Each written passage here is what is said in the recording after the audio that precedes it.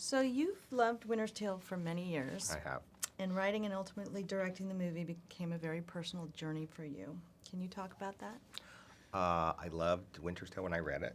I was in my 20s in New York, here, on a subway. I remember the moment where, in the novel, Peter Lake remembers the color of Beverly's eyes.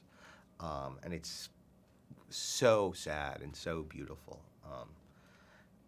And it stayed with me forever. Um, and some years later, I convinced Warner Brothers to option it for me to write and produce. And I was trying to do that. And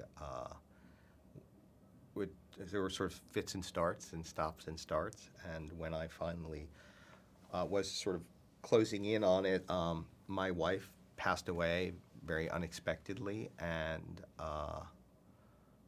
it became a way of sort of writing about loss and how love sort of exists beyond mortality and all those sort of big themes that are in the book. And as I did that, I felt so attached to it that it was impossible for me to give it up. Now, how did you tackle cutting down such a huge story? I mean, the book is at least 800 pages or so.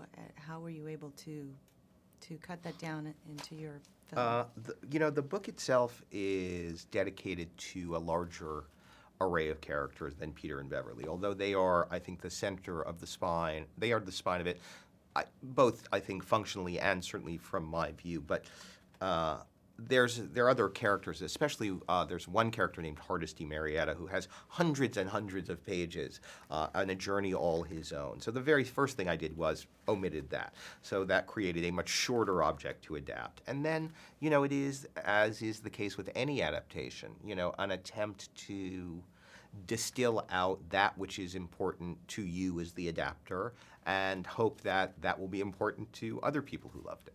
Got it.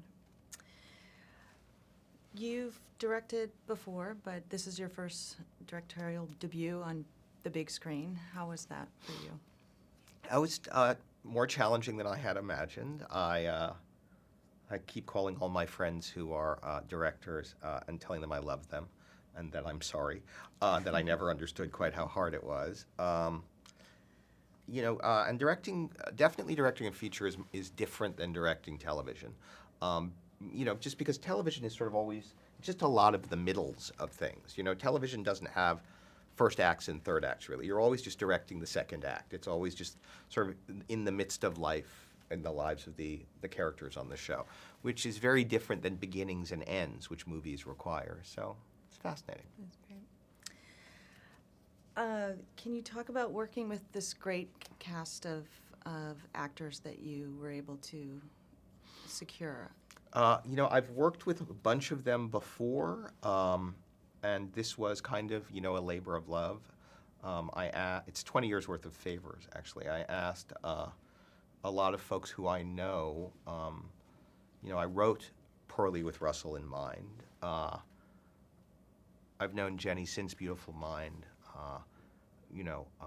Colin is somebody I've wanted to work with for years, and we've talked about things. William Hurt is still, hopefully forgiving me for Lost in Space. I mean, there's a lot of history here.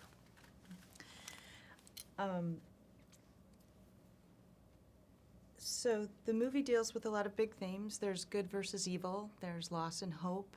There's everlasting love. Can you expand on some of those themes that you included?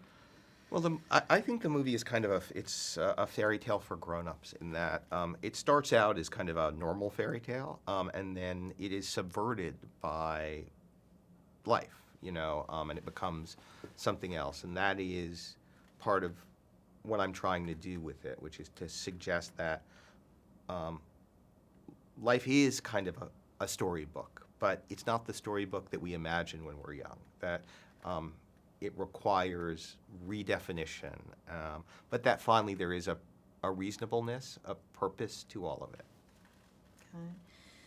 Okay. Why was New York City so important to be the place for this to take place, and how was that shooting this in New York? Shooting in New York is awesome and daunting. It's when Mark wrote the novel, it is very much a love letter to New York. He has said that, and it's impossible not to sort of understand the highs and lows of human experience when you look at New York, because it has all of it. And New York is also timeless. It has its nascent city inside its now sort of more developed city. So it's really a good story to talk about life and also about magic, because the thing about New York is you never quite know what's in the shadows. And lastly, how do you feel that Peter and Beverly's love has been able to last through all of this time? You know, this is, I think, the truth of magic, which is love abides. You know, that is the thing that outlasts all of us. If you close your eyes, you still love the people who aren't here as much as you did when they were. That shouldn't be possible, but it is.